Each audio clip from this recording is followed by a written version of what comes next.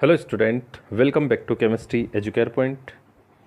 जैसा कि last session में हमने कोलाइडी विलयन जो होते हैं उन पर जो आवेश पाया जाता है वो किस प्रकार से होता है उनके बारे में, और कोलाइडी विलयन का स्कंदन जो है वो किस प्रकार से किया जाता है, इन सभी के बारे में डिटेल से स्टडी किया था। आज जो है वो हम इन निम्न टॉपिकों के बारे में अध्ययन करेंगे। स्वर्ण संख्या है, पायस क्या होता है और इसके गुण बन पहचानने की विधियाँ, ये सारी जो है वो आज के लेक्चर में हम डिटेल से देखेंगे। तो सबसे पहले हम शुरू करते हैं स्वर्ण संख्या। अब देखिए, स्वर्ण संख्या जो है उससे तात्पर्य जो है वो क्या है। स्वर्ण संख्या के बारे में यदि हम कहें कि कोई भी जो द्रव स्नेही कोलाइड होता है, जिसे हम रक्सी कोलाइड भी कहते हैं, कि मिलीग्राम में वह मात्रा जो 10 ml सोने के कोलाइड विलयन का 10% NaCl के 1 ml से होने वाले स्कंदन को क्या कर दे, रोक दे, उसे हम क्या कहते हैं, स्वर्ण संख्या जो है वो कहते हैं। देखिए इसको किस प्रकार से हम समझ सकते हैं। जैसे मान लिया हमारे पास गोल्ड सोल है, मान लिया वो गोल्ड सोल जो है वो कितना है, 10 ml है। ओके, अब यहाँ पर ये जो गोल्ड सोल है इसको स्कंदित करने के लिए 10% NaCl जो है उसका 1 ml चाहिए होता है। ओके, अब देखिए यहाँ पर क्या होता है कि हमने जो है 10 ml सोने का सोल लिया है। अब इसके अंदर हम जो है कुछ मात्रा में क्या मिला देते हैं, द्रव स्नेही कोलाइड मिला देते हैं। क्या मिला देते हैं, द्रव स्नेही कोलाइड मिला देते हैं। तो जैसे ही हम अब द्रव स्नेही कोलाइड मिलाते हैं, अब यहाँ पर हम जब 10% NaCl का जो सॉल्यूशन डालते हैं तो यहाँ पर यह जो सोने का सोल है, सोने का जो कोलाइड विलयन है वो स्कंदित नहीं हो पाता है, यानी कि इस द्रव स्नेही ने इसका स्कंदन क्या कर दिया, रोक दिया। तो यह जो द्रव स्नेही जितनी मात्रा में हमने स्कंदन रोकने के लिए इसमें मिलाया है, इसकी मात्रा ही क्या कहलाती है, स्वर्ण संख्या कहलाती है। तो इस प्रकार से स्वर्ण संख्या को हम बता सकते हैं। कुछ पदार्थ हैं जिनकी स्वर्ण संख्याएं जो है वो निम्न प्रकार से हैं। जैसे सबसे पहले हम देखते हैं जिलेटिन। जिलेटिन की जो स्वर्ण संख्या होती है वो 0.005 से 0.31 होती है। ठीक इसी प्रकार से कैसीन, यानी कि जो दूध में प्रोटीन पाई जाती है, उसमें होती है 0.01 से 0.02। ठीक इसी प्रकार से हम देखें एल्बुमिन और अरेबिक गोंद जो होता है उसमें होती है 0.15 से 0.25। और इसी प्रकार से हम देखते हैं डेक्सट्रीन, उसमें 6.0 से 20 तक होती है। और आलू में जो स्टार्च पाया जाता है उसमें होती है 20 से 25 के मध्य। तो इस प्रकार से ये कुछ रक्सी कोलाइड हैं जिनकी स्वर्ण संख्याएं ये है, यानी कि सबसे कम संख्या किसकी है, जिलेटिन की है। तो जिलेटिन जो है वो सबसे अच्छा रक्सी कोलाइड माना जाता है, अर्थात स्वर्ण संख्या कम है तो रक्सी कोलाइड अच्छा होता है। उसके बाद में आगे देखिए रक्षक कोलाइड या फिर रक्षण। अब देखिए रक्षक कोलाइड का मतलब होता है कि ऐसे कोलाइड जो अन्य कोलाइड विलयन को क्या करते हैं, स्थायित्व प्रदान करते हैं, अर्थात उसकी स्कंदन से क्या करते हैं, रक्षा करते हैं, उन्हें हम क्या कहते हैं, रक्षक कोलाइड कहते हैं। और मोस्टली रक्षक कोलाइड के रूप में जो काम आते हैं वो होते हैं द्रव स्नेही या द्रव रागी।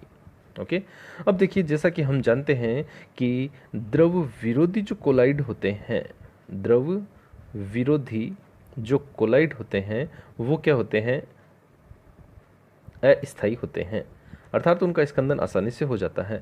अब यदि इस द्रव विरोधी में यदि थोड़ी सी मात्रा में हम क्या मिला दें, द्रव स्नेही मिला दें, यदि इसमें हम थोड़ी सी मात्रा में द्रव स्नेही मिला देते हैं तो ये जो द्रव विरोधी विलयन होता है ये क्या हो जाता है, अब स्थायी हो जाता है, अर्थात इस कोलाइड का रक्षण हो जाता है।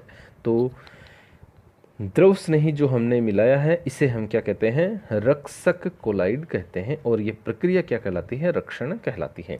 तो शॉर्ट शब्दों में हम यदि कहें कि द्रव विरोधी कोलाइड में थोड़ी मात्रा में द्रव स्नेही मिलाकर उसकी स्कंदन से रक्षा करना कहलाता है रक्षण, और ये जो मिलाया है हमने यानी कि द्रव स्नेही, उसे हम क्या कहते हैं, रक्षक कोलाइड कहते हैं। ओके, देखिए इसको हम इस तरीके से बता सकते हैं कि जैसे द्रव विरागी यानी कि द्रव विरोधी कोलाइड जो होते हैं उनका स्कंदन क्या हो जाता है, आसानी से हो जाता है। अब आसानी से हो रहा है तो हम क्या करते हैं, इसके अंदर देखिए द्रव रागी कोलाइड जो है उसकी अल्प मात्रा हम मिला देते हैं। तो जैसे ही हम अल्प मात्रा मिलाते हैं तो अब इस कोलाइड का स्कंदन आसानी से नहीं होता है, और स्कंदन आसानी से नहीं हो रहा है तो ये प्रक्रिया क्या कहलाती है, अब रक्षण कहलाती है। तो रक्षण कौन कर रहा है, द्रव रागी यानी कि द्रव स्नेही। ओके, तो द्रव विरोधी में द्रव स्नेही की मात्रा मिला दी थोड़ी सी, तो मिलाते ही इसका स्थायित्व बढ़ गया। यह प्रक्रिया क्या कहलाती है, रक्षण कहलाती है। और जो हमने मिलाया है यानी कि द्रव स्नेही, इस पदार्थ को हम क्या कहते हैं, रक्षक कोलाइड कहते हैं। रक्षक कोलाइड इसलिए कह रहे हैं क्योंकि यह है उसकी स्कंदन से रक्षा कर रहा है, यानी कि उसको स्कंदित होने से बचा रहा है। ओके, देखिए यहाँ हमने कहा क्यों कहते हैं, स्कंदन से रक्षा करता है। उसके बाद में देखिए जैसे स्वर्ण सोल है। ओके, अब स्वर्ण सोल जो है वो क्या होता है, द्रव विरागी होता है। क्या होता है, द्रव विरागी होता है। अब इसमें यदि हमने जिलेटिन मिला दिया, क्या मिला दिया, जिलेटिन मिला दिया, तो जैसे ही हम इसमें जिलेटिन मिलाते हैं, ये जिलेटिन किसका काम करता है, द्रव स्नेही का काम।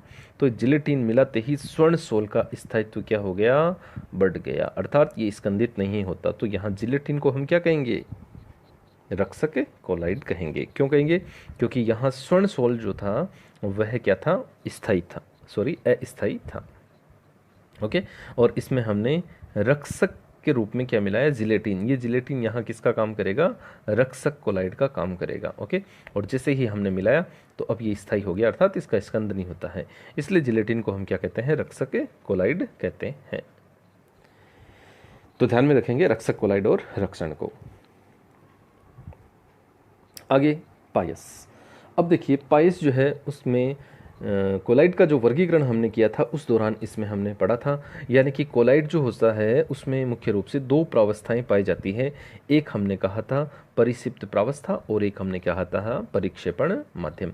तो पायस के बारे में हम क्या कहेंगे कि यदि परिसिप्त प्रावस्था भी द्रव हो और परिक्षेपण माध्यम जो है वो भी क्या हो, द्रव हो, यदि दोनों ही द्रव होते हैं तो बनने वाला जो कोलाइड होता है उसको क्या कहा जाता है, पायस कहा जाता है।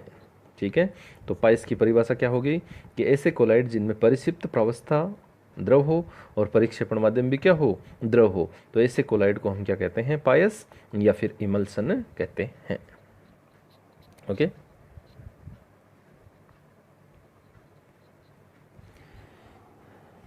देखिए इस तरीके से हम बता सकते हैं कि परिक्षिप्त प्रावस्था और परिक्षेपण माध्यम दोनों ही क्या होते हैं, द्रव होते हैं, उन्हें हम क्या कहते हैं, पायस कहते हैं। ओके, उदाहरण देख सकते हैं दूध। अब देखिए पायस जो है वो दो अमिश्रणीय द्रवों से मिलकर बनता है। दो अमिश्रणीय द्रव मतलब कि दोनों की दोनों जो द्रव होते हैं, द्रव पहला और द्रव दूसरा, ये दोनों के दोनों द्रव जो होते हैं वो क्या होते हैं, एक दूसरे में मिश्रित नहीं होते हैं। ठीक है, अब क्या होता है, इन्हें मिश्रित करने के लिए हम इसमें कुछ पदार्थ मिलाते हैं। इनको मिश्रित करने के लिए इसमें हम कुछ पदार्थ मिलाते हैं और वो पदार्थ क्या कहलाते हैं, पायसीकारक कहलाते हैं। तो हम क्या कह सकते हैं कि पायस जो होते हैं वो क्या होते हैं, अस्थायी होते हैं, और उन्हें स्थायी बनाए रखने के लिए उसमें एक पदार्थ मिलाया जाता है और उस पदार्थ को क्या कहा जाता है, पायसीकारक, यानी कि स्थायी बनाए रखने के लिए प्रयुक्त किया जाता है। ओके, और आगे चलते हैं हम। अब देखिए ये हमने कहा पायस जो है वो क्या होते हैं, अस्थायी होते हैं। तो अब इनका स्थायित्व बढ़ाने के लिए हम क्या करते हैं, इसमें कुछ पदार्थ मिलाते हैं और ये पदार्थ जो है वो क्या कहलाते हैं, पायसीकारक कहलाते हैं। तो पायसीकारक और पायस दोनों ध्यान में रखेंगे। ठीक है,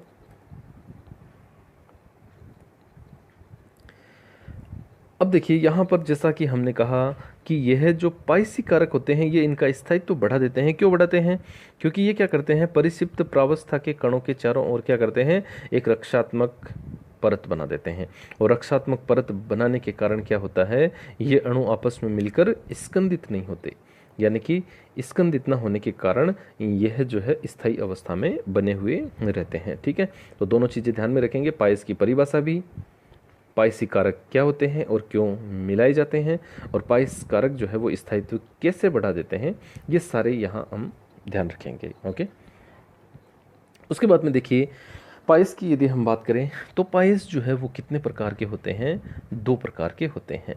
ओके, एक होता है आपके तेल में जल, एक तो होता है तेल में जल और एक होता है जल में तेल। ओके, तो यहाँ तेल में जल, इसको हम कह सकते हैं वाटर इन ऑयल, और जल में तेल इसको हम कह सकते हैं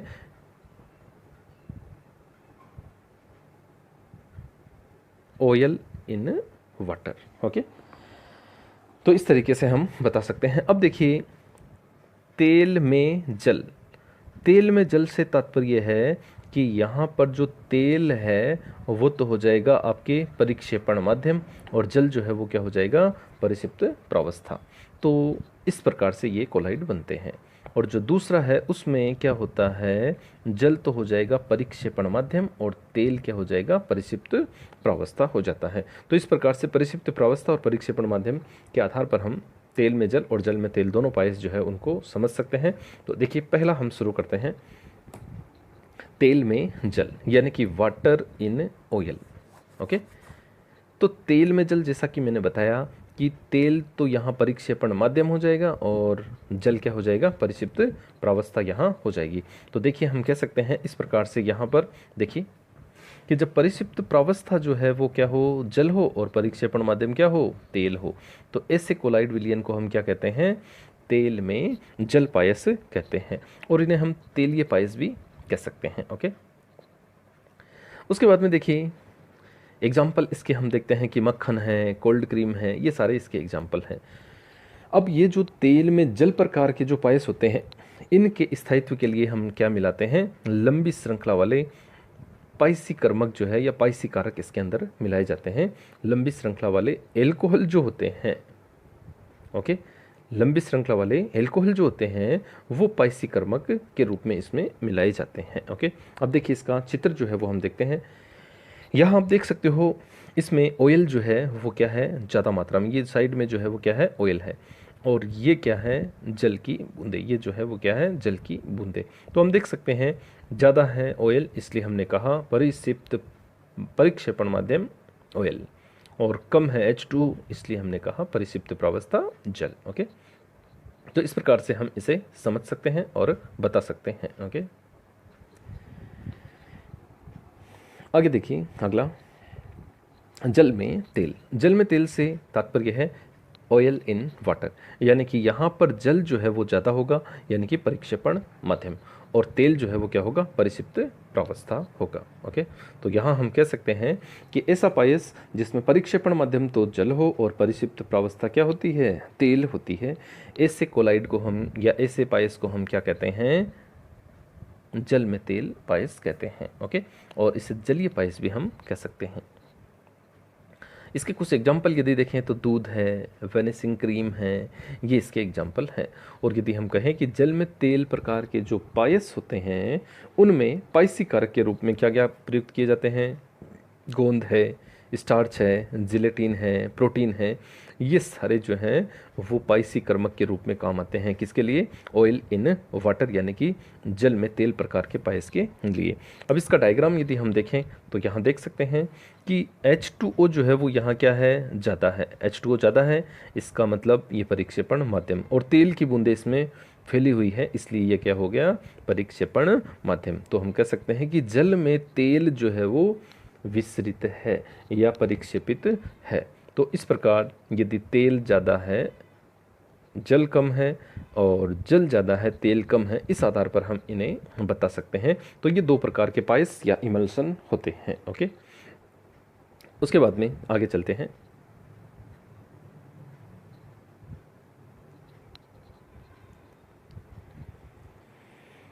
पायस की पहचान। अब देखिए, पायस जो है उसकी पहचान जो है वो किस प्रकार से की जाती है, इसके लिए कुछ विधियां जो है वो प्रयुक्त की जाती है। जैसे देखिए, पहली विधि है सूचक विधि। अब ये जो सूचक विधि है, इस सूचक विधि में जो है वो क्या होता है, इसके लिए क्या करते हैं कि सूचक जो है वो काम में लेते हैं, और सूचक जो है वो काम में कौन से ले रहे हैं, सूचक यानी कि रंजक, जो तेल में क्या होता है, विलय होता है। अब यहाँ पर देखिए, सूचक जो है वो पायस के अंदर मिला दिया जाता है, और जैसे ही वो पायस रंगीन हो जाता है, ठीक है, और यहाँ देखिए सूचक के रूप में क्या क्या मिला सकते हैं, फ्यूसिन है और सूडान थर्ड है। अब क्या होता है कि जैसे ही हम उसमें सूचक मिलाते हैं तो वो पायस अगर गहरे रंग का हो जाता है, इसका मतलब वो पायस क्या है, तेलीय है। और अगर गहरे रंग का नहीं हो तो वो पायस क्या हो जाता है, जलीय पायस हो जाता है। यानी कि हम कह सकते हैं कि अपने पास पायस है। ओके, अब इस पायस में हमने सूचक या रंजक मिला दिया। ध्यान रखें, रंजक, ये रंजक सूडान हो सकता है, फ्यूसिन हो सकता है, दोनों में से कोई भी हमने मिलाया। और क्या हुआ कि यदि यहाँ पर रंगीन हो गया विलयन, रंगीन विलयन हुआ है, तो ये जो पायस होगा वो पायस कैसा होगा, तेलीय होगा। तो यहाँ इस तरीके से पहचान हो जाती है।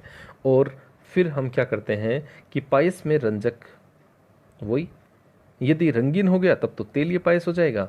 और अगर रंगहीन होता है, यानी कि रंग नहीं आता है, रंगीन नहीं होता है, गहरे रंग का नहीं होता है, मतलब गहरा रंग जो है वो नहीं आए, तो गहरा रंग नहीं आया है, इसका मतलब वो पायस कैसा हो जाएगा, जलीय से हो जाता है। तो इस तरीके से हम इनको समझ सकते हैं, देख सकते हैं। ओके,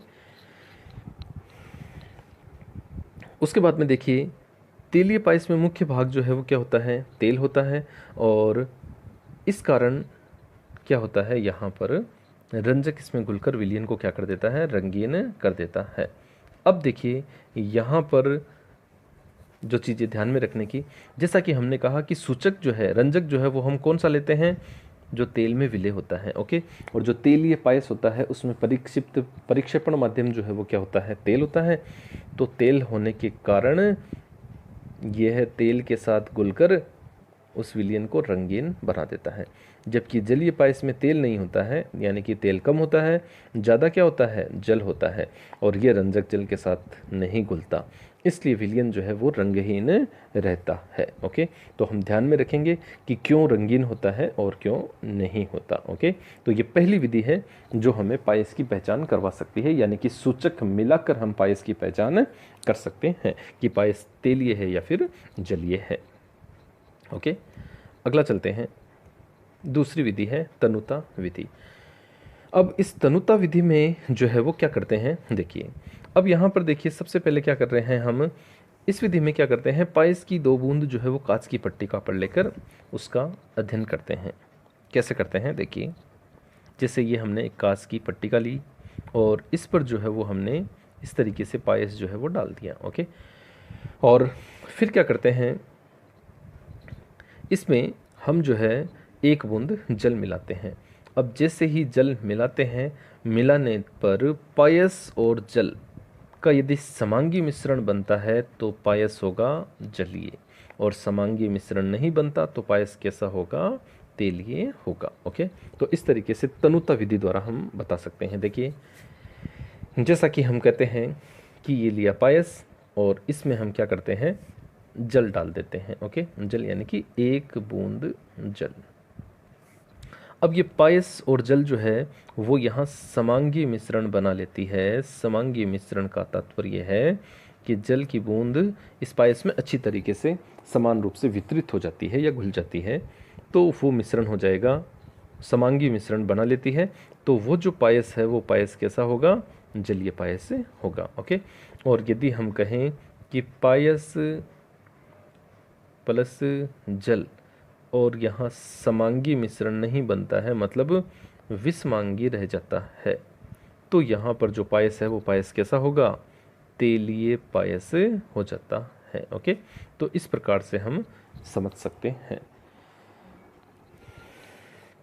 देखिए अन्यथा हम कह सकते हैं कि समांगी मिश्रण नहीं बनाए तो पायस कैसा हो जाएगा, तेलीय, क्योंकि जल है, जल तेल में नहीं घुलता, नहीं घुल रहा है, इसका मतलब पायस कैसा हो जाएगा, तेलीय हो जाता है। तो इस प्रकार से हम तनुता विधि के माध्यम से देख सकते हैं। अगले देखिए चालकता विधि। अब इस चालकता विधि में क्या करते हैं कि पायस जो होता है उसमें धारा प्रवाहित करते हैं। धारा प्रवाहित करने पर चालकता यदि अधिक दर्शा रहा है पायस, तो पायस कैसा हो जाता है, जलीय पायस हो जाता है। और यदि चालकता कम दर्शाता है या नहीं दर्शाता है तो वो पायस कैसा हो जाता है, तेलीय पायस हो जाता है। तो इस प्रकार से हम चालकता के द्वारा पायस जो होता है उसको पहचान सकते हैं। अगर चालकता यानी कि धारा प्रवाह है आराम से आसानी से हो रहा है तो इसका मतलब पायस कैसा होगा, जलीय होगा। और चालकता कम दर्शा रहा है मतलब धारा प्रवाह कम हो रहा है तो पायस कैसा होगा, तेलीय होगा। तो इस प्रकार से यह जो चालकता विधि है हम समझा सकते हैं। ओके, उसके बाद में देखिए शांता के आधार पे भी हम पायस की पहचान कर सकते हैं। शांता का मतलब मैंने बताया था कि किसी भी द्रव के बहने के गुण का जो विरोध किया जाता है वो क्या कहलाता है, शांता कहलाता है। यदि हम बात करें जल और तेल की, तो जल में तेल और तेल में जल दोनों पायस की यदि बात करें तो अगर जल ज़्यादा है और तेल ज़्यादा है, अगर जल ज़्यादा है इसका मतलब उसकी शांता क्या है, कम होगी, और तेल ज़्यादा है मतलब उसकी शांता क्या होगी, ज़्यादा होगी। यानी कि आप यूँ कह सकते हैं कि अपने पास कोई पायस है, ओके, और वो पायस जो है वो गाढ़ा है मतलब उसकी शांता क्या है, ज़्यादा है। गाढ़ा है, शांता ज़्यादा है, मतलब वो क्या होगा, तेलीय पायस होगा, क्योंकि शांता ज़्यादा है इसका मतलब तेलीय होगा। और एक अपने पास पायस है वो गाढ़ा नहीं है मतलब उसकी शांता क्या है, कम है। शांता कम है तो वो पायस कैसा हो जाता है, जलीय पायस हो जाता है। ओके, तो इस प्रकार से इन दोनों पायस को हम शांता के माध्यम से भी समझ सकते हैं। देखिए शांता अधिक है तो पायस तेलीय होगा, और शांता यदि कम है तो पायस क्या होगा, जलीय हो जाता है। तो इस प्रकार से चालकता में शांता के माध्यम से भी हम देख सकते हैं। तो इस प्रकार से पायस के पहचान की 3 विधियां हमने देखी। तीनों विधियों के माध्यम से हम किसी भी पायस को पहचान कर सकते हैं। आगे चलते हैं। पायस के गुण। अब देखिए पायस के कोलाइडी कणों का आकार जो होता है वो सोल से अपेक्षाकृत क्या होता है, अधिक होता है। ओके, दूसरी यदि अपन बात करें कि कोलाइडी विलयन की भांति पायस जो होते हैं वो टिंडल प्रभाव और ब्राउनी गति भी दर्शाते हैं। तीसरा यदि करें तो जलीय पायस में क्या होती है, चालकता दर्शाई जाती है, अर्थात धारा का प्रवाह इनमें आसानी से हो सकता है। चौथा देखें गुण, तो तेलीय पायस की शांता क्या होती है, अधिक होती है, अर्थात उनमें गाढ़ापन ज़्यादा होता है। और पांचवा देखें तो पायस को यदि हम गर्म करते हैं या उसमें अधिक मात्रा में विद्युत अपघट्य मिला दें तो पायस के अवयव जो होते हैं वो क्या हो जाते हैं, अलग हो जाते हैं। अर्थात हम कह सकते हैं कि पायस को गर्म करते हैं तो पायस को गर्म करने पर उसकी जो दोनों के दोनों जो द्रव हैं, द्रव प्लस द्रव, ठीक है, इन्हें स्थायी बनाए रखने के लिए हमने पायसी कारक मिलाया था। ये जो पायसी कारक जो है वो क्या हो जाता है, नष्ट हो जाता है। जैसे ही पायसी कारक नष्ट होता है द्रव, दोनों द्रव जो हैं वो अलग अलग हो जाते हैं, अर्थात ये दोनों घटक अलग हो जाते हैं। तो पायस के घटक अलग करने के लिए उन्हें में या तो विद्युत अपघट्य मिलाएं या फिर उन्हें गर्म करें तो ये दोनों अवयव क्या हो जाते हैं, पृथक हो जाते हैं। तो इस प्रकार से हम इन दोनों को समझा सकते हैं। उसके बाद में देखिए पायस के उपयोग। अब पायस का उपयोग पहला है मानव शरीर में होने वाली पाचन क्रिया। मानव शरीर में जो पाचन क्रिया होती है उसमें भी पायस जो है वो प्रयुक्त होता है, अर्थात पायसीकरण की प्रक्रियाएं होती है, यानी कि प्रोटीन के पाचन से संबंधित ये प्रक्रियाएं जो है वो चलती रहती हैं। दूसरा देखें विभिन्न प्रकार की औषधियाँ। विभिन्न प्रकार की औषधियाँ बनाने में भी पायस जो है वो प्रयुक्त किए जाते हैं। विभिन्न प्रकार के मेडिसिन्स जो है वो इसी पायस के द्वारा बनते हैं।